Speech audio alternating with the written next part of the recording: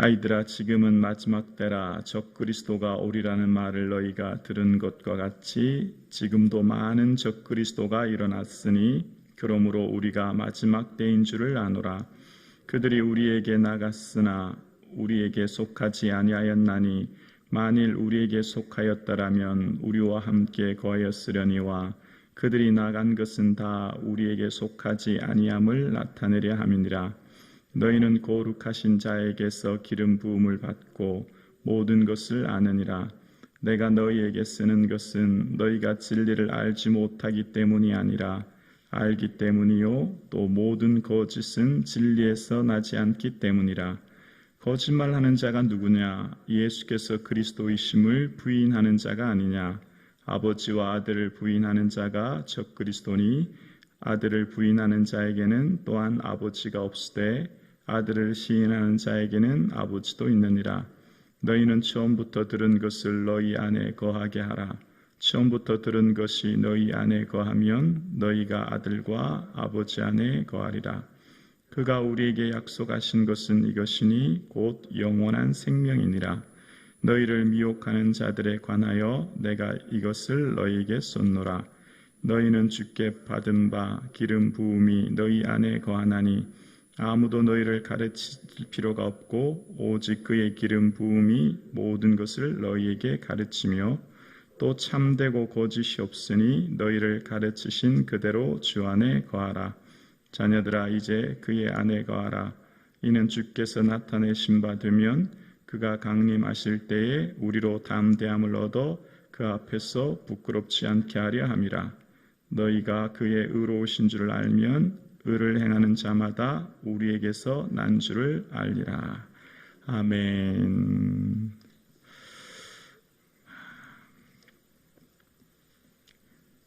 오늘 본문의 말씀은 적그리스도가 일어나 성도들을 미혹하려고 했지만 그러나 초대교회 그 모든 적그리스도가 실패로 돌아가고 그럼에도 불구하고 요한은 이제 이단들을 경계해야 된다라고 하는 내용이 이제 주된 내용입니다.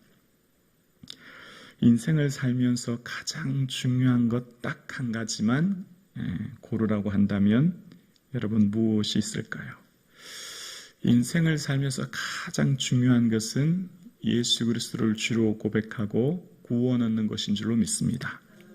다른 것은 조금 잃어도 됩니다. 조금 심하게 얘기하면 건강을 잃어도 돈을 잃어도 명예를 잃어도 구원만은 잃어버리면 안 되죠. 다른 것은 혹시 잃어버릴지라도 우리가 꼭 붙들고 놓쳐서는 안 된 아주 중요한 것이 구원입니다. 그런데 신앙생활을 하면 할수록 느끼는 것 한 가지가 있습니다. 우리의 삶 가운데 정말 중요한 이 구원을 잃어버릴 위험을 만드는 것이 바로 이단입니다. 이단은 영혼을 노략하거든요. 그러니까 이단에 한번 빠지면 돌이키기가 너무 어려운 거예요. 그러니까 지금 요한이 끊임없이 얘기하는 것, 하고 싶은 얘기가 얼마나 많았을까요? 초대교회 중요한 우선순위들이 얼마나 많았을까요? 외부의 박해와 또 여러 가지 삶의 공고한 문제들이 정말 인생살이 가운데 해주고 싶은 얘기가 얼마나 많고 걷겠습니까? 그런데 요한은 무엇보다도 중요한 이단에 대해서, 적그리스도에 대해서 오늘 장황하게 얘기합니다. 왜 그럴까요? 왜 요한은 이처럼 중요하게 얘기할까요? 우리 인생에서 가장 중요한 것이 구원의 은혜인 줄로 믿습니다. 근데 이 구원의 은혜를 자칫 잘못하면 차라리 박해는 이겨내죠. 박해 가운데 믿음이 더 굳건해지죠. 오히려 순교하면 하나님 나라에 소망이 있죠. 그런데 이 이단에 한번 잘못 빠지면 우리의 구원을 잃어버릴 위험성이 너무 크기 때문에 요한이 이 얘기를 하는 것입니다. 그럼 어쩌면 오늘 이 요한이 이야기하는 것이 오늘 이 시대 우리의 얘기 같아요. 우리가 신앙생활하는 데 있어서 오늘날도 얼마나 많은 이단이 있습니까? 그래서 우리의 신앙을 지키기 위해 말씀을 붙들 수 있기를 주 이름으로 축원합니다.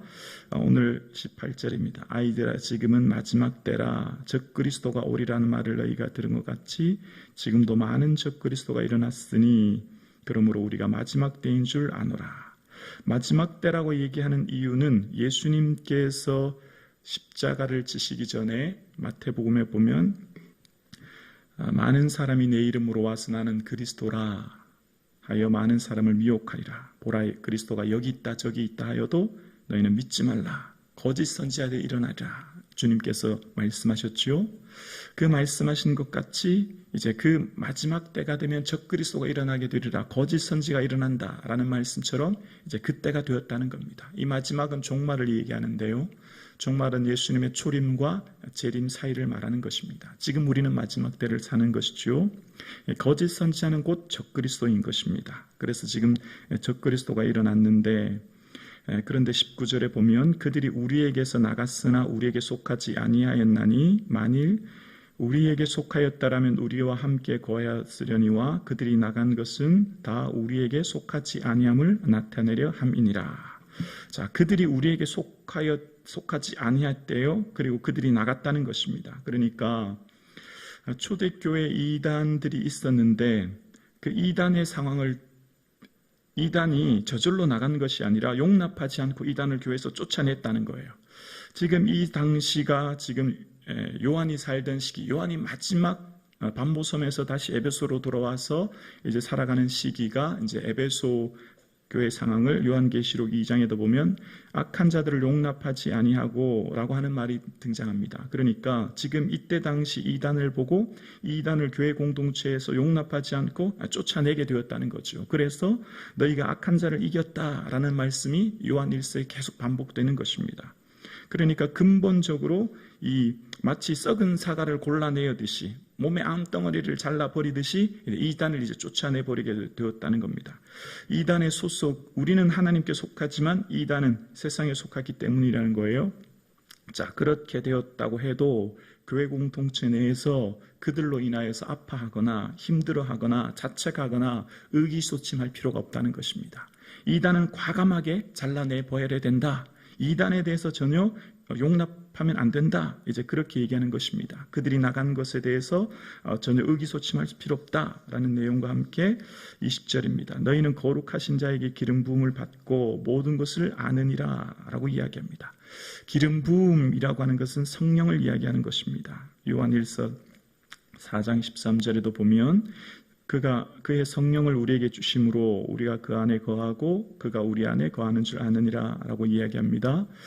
요한 1서 3장 24절에도 보면 우리에게 주신 성령으로 말미암아 그가 우리 안에 거하시는 줄 아느니라. 그러니까 기름 부으신 성령이 우리 안에 거하심으로 거룩하신 자가 우리에게 성령을 주심으로 이미 우리는 진리의 말씀을 이미 알고 있었다는 거죠.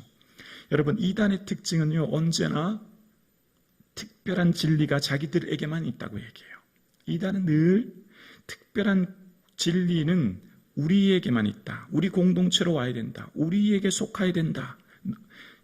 우리 외에 다른 곳에는 진리가 없다. 반드시 이곳에 와야만 한다라는 게 이단의 특징이고, 이 진리는 우리에게만 있는 새로운 진리다.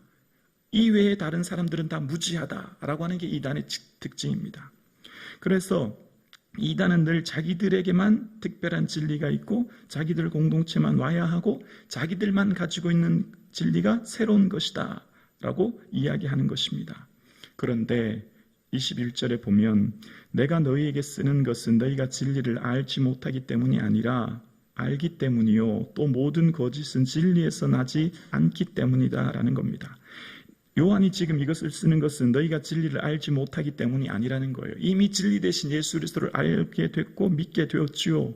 그런데 이단들은 자꾸만 진리가 자기들에게만 있다고 얘기하고 그 진리가 새로운 진리는 자기들에게 속해야 된다만 얘기할 때 그렇지 않다는 겁니다. 지금 요한이 이것을 쓰는 것은 이미 너희들 초대교회 많은 성도님들은 진리를 다 알고 있는 상태다라고 하는 것을 이야기합니다. 그러면서 진리 대신 주님을 아는데 그런데 거짓말하는 이단은 누군가?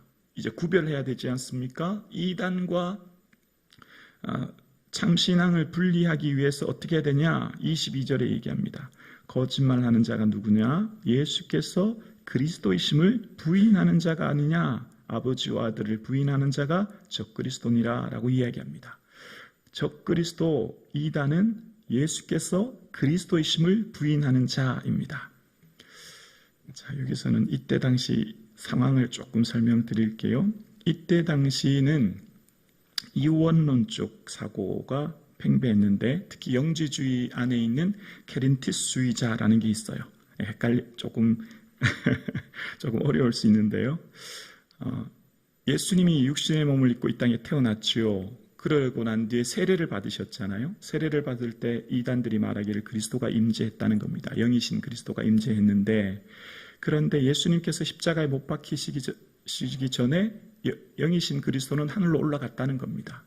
그래서 이단들이 말하기를 그 그리스도는 더 이상 예수 그리스도와 함께 존재하지 않았다라고 얘기하고, 그래서 그리스도는 몸으로 오지 않았다, 육신의 몸을 입고 오지 않았다라는 게 이때 당시 이단이에요. 영적인 존재는, 신령한 선한 존재는 육체를 입고 이 땅에 올 수 없다라는 게 이 시대의 중심 사상이었기 때문입니다. 그래서 그리스도를 부인하게 된 것이 이때의 중심 사상 이단들이었습니다. 그런데 그렇게 부인하는 자마다 뭐라고요? 이단들이라는 겁니다. 예수님께서 육체를 입고 이 땅에 오심을 부인하는 자. 예수님은 육체를 입고 우리와 동일하게 신성과 인성을 동시에 가지시고 이 땅에 오셨고, 그 예수님은 십자가에 못 박히셔서 죽으셨고, 그 예수님은 부활하셨습니다. 그리고 예수님은 다시 재림하시죠. 우리는 그것을 믿는 거예요. 근데 이때 당시 이단들은 예수님은 영으로만 오셨다는 게 특징인 거죠. 육을 입고 있지 않았다라고 하는 이단의 특징이에요. 만약 그렇게 되면 어떤 일이 일어나느냐? 23절입니다. 아들을 부인하는 자에게는 또한 아버지가 없으되라고 얘기합니다. 예수님은 하나님의 아들이시죠. 예수님이 오신 이유는 뭐죠? 예수님이 오신 이유는 아버지를 믿게 하기 위한 거예요.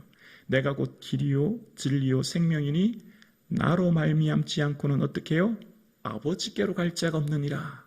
나를 본 자는 누구를 봤다고요? 아버지를 보았느니라. 예수님이 오신 이유는 아버지를 알게 하고 아버지께 가기 위한 것이죠. 그런데 그 예수님을 믿지 않으면, 육으로 오신 예수님을, 그리스도를 믿지 않으면 아버지를 알 수 없다는 것입니다. 하나님을 알 수 없고 갈 수도 없는 것이죠.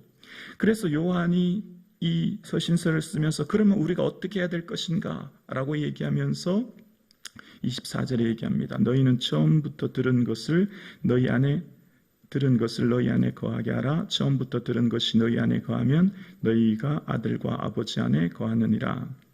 25절이요. 그가 우리에게 약속하신 것은 이것이니 곧 영원한 생명이니라. 아멘.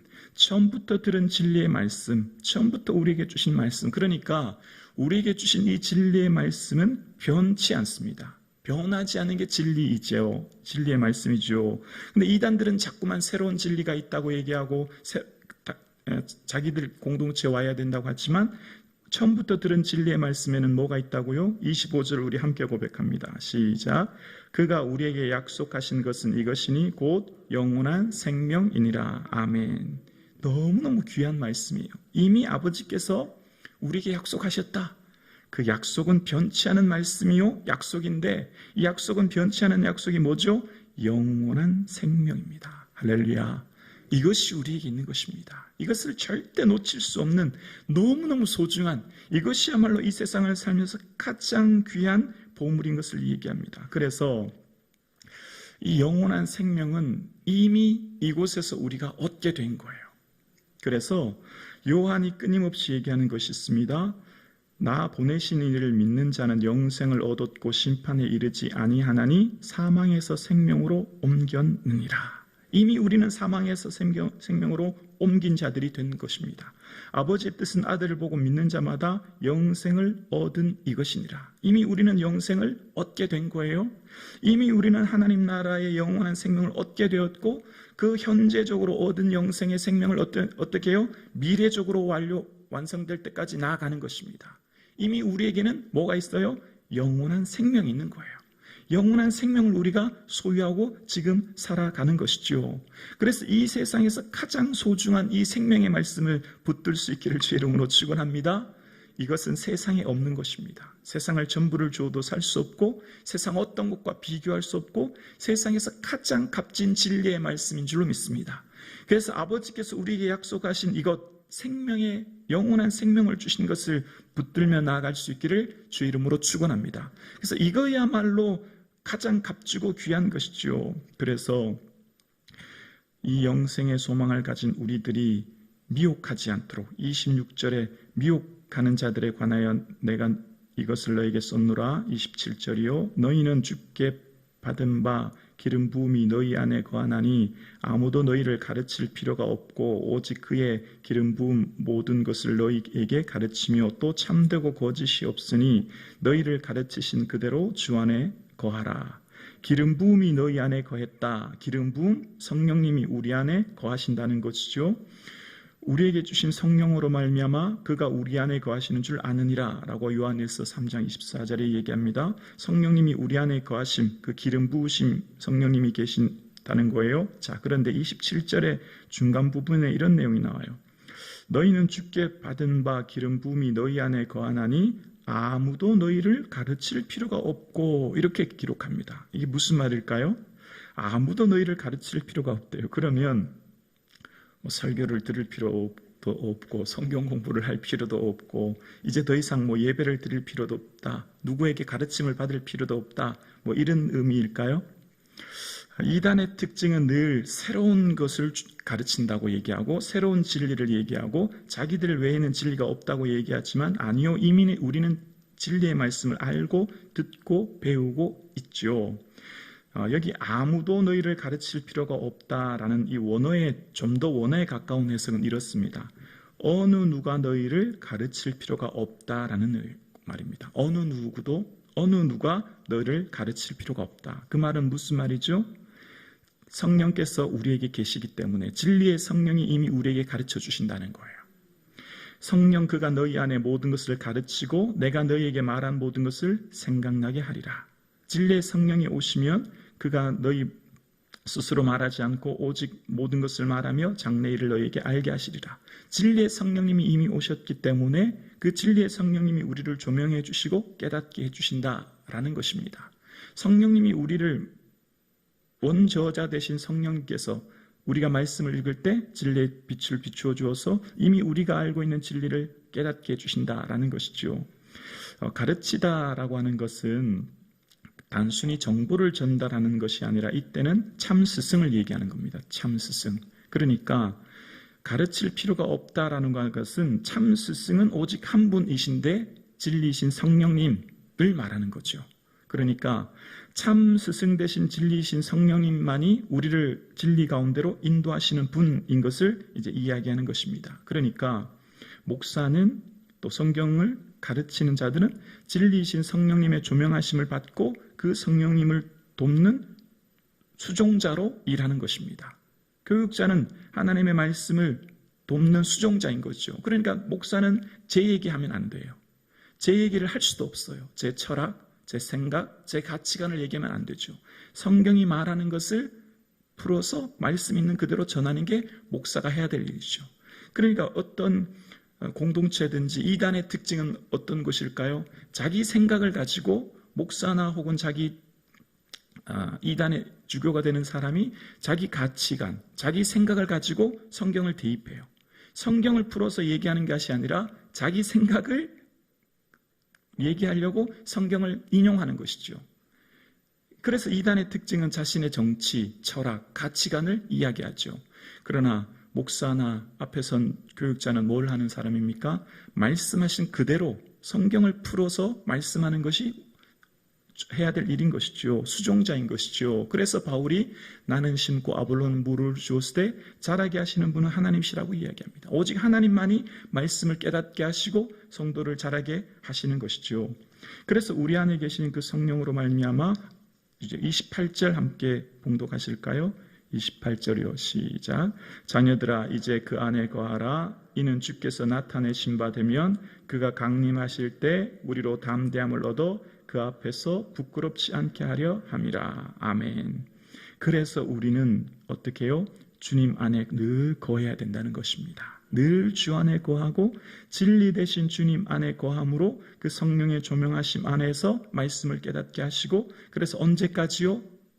강림하실 때까지 곧 오실 주님을 준비하며 사실 수 있기를 주님의 이름으로 축원합니다.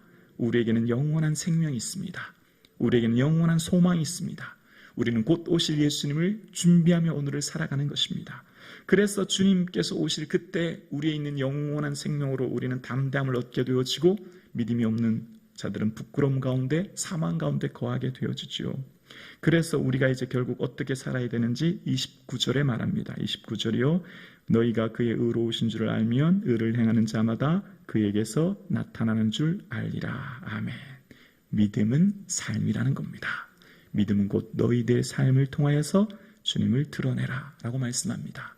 오늘도 이러한 예수님을 보여주는 삶, 저와 여러분이 살 수 있기를 주님의 이름으로 축원합니다.